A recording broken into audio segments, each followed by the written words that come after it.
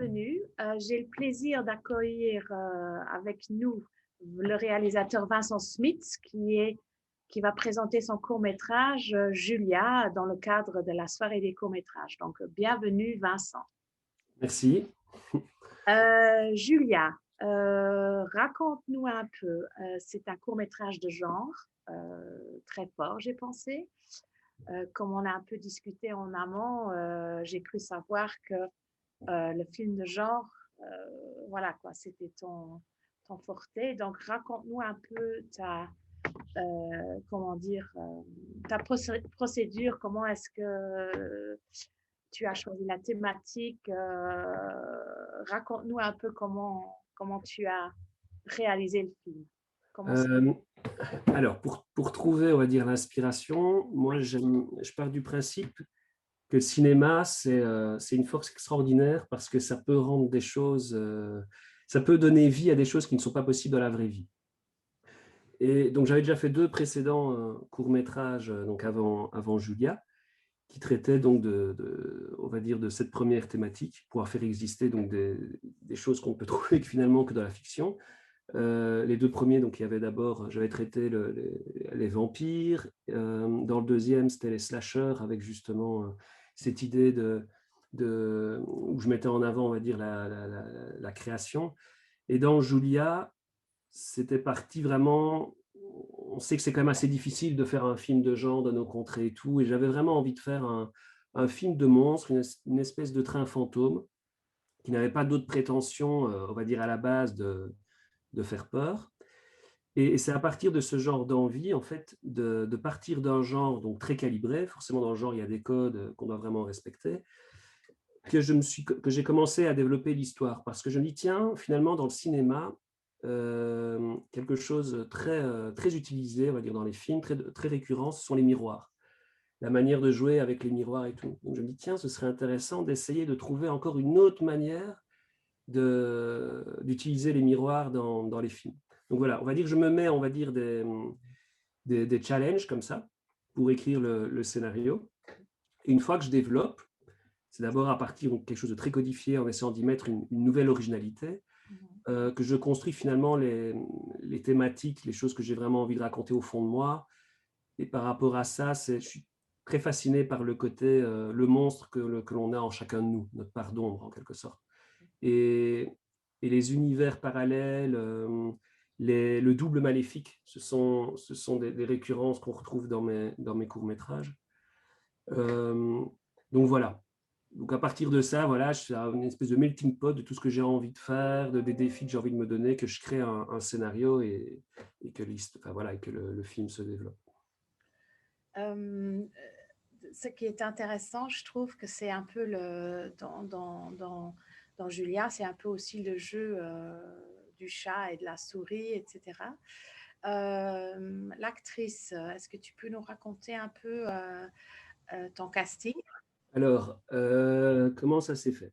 Donc moi, chez Samsa et au Film du Carré, on avait fait énormément de casting pour trouver, on va dire, la perle rare.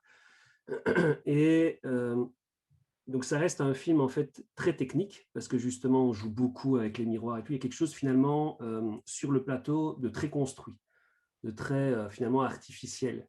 On doit placer la caméra à tel endroit et tout ça. Donc je cherchais une comédienne qui était quand même capable de se projeter très rapidement dans une technique de jeu en fait. Okay. C'est pas forcément très évident. Je veux dire, ce genre de film demande d'avoir un côté très, c'est très physique en fait.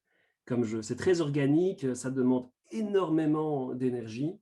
Je trouve aussi dans le résultat, parce que je trouve que moi, en tant que spectateur, ça m'a pris un peu d'énergie aussi, j'ai trouvé, parce que c'était quand même assez tense. Hein? J'étais assez tendue, quoi. Donc, ça explique.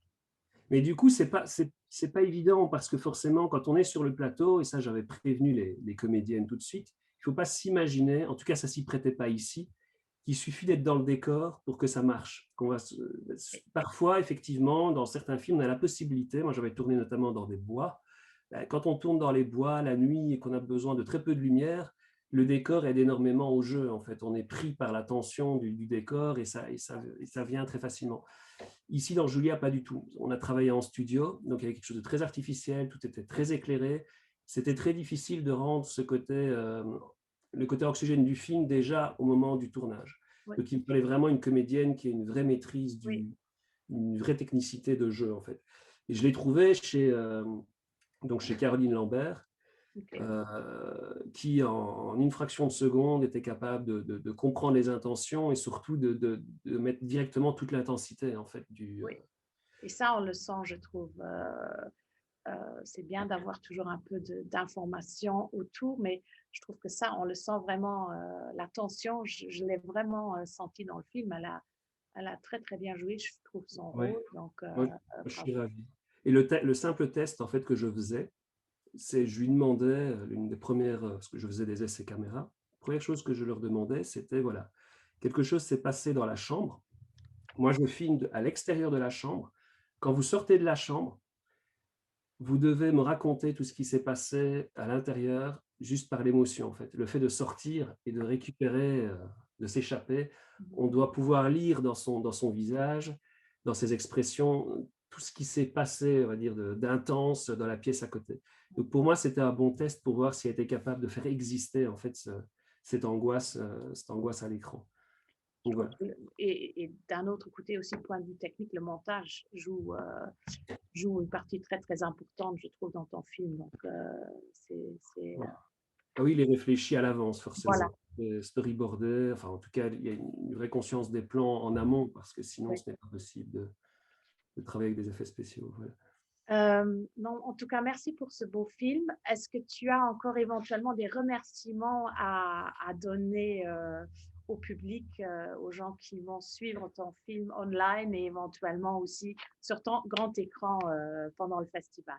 Ah bah déjà, premièrement, bah, remercier le public forcément pour s'intéresser au court métrage, parce que c'est vrai que Ouais. c'est une partie du cinéma qui est souvent ignorée, en tout cas qui n'est pas souvent mise en avant. Donc, merci beaucoup pour votre curiosité.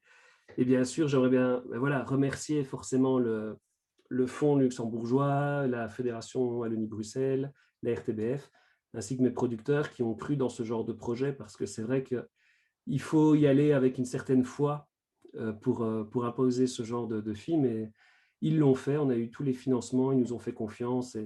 Et ça, c'est vraiment super. Donc, un tout grand merci à eux. Voilà. Super. Ben, j'espère qu'on va revoir ton film sur les circuits des festivals. Je Ouais. pense que c'est mérité. Donc, merci beaucoup pour ce très intéressant et bon, excellent court-métrage. Merci Vincent. Merci beaucoup. Au revoir. Au revoir.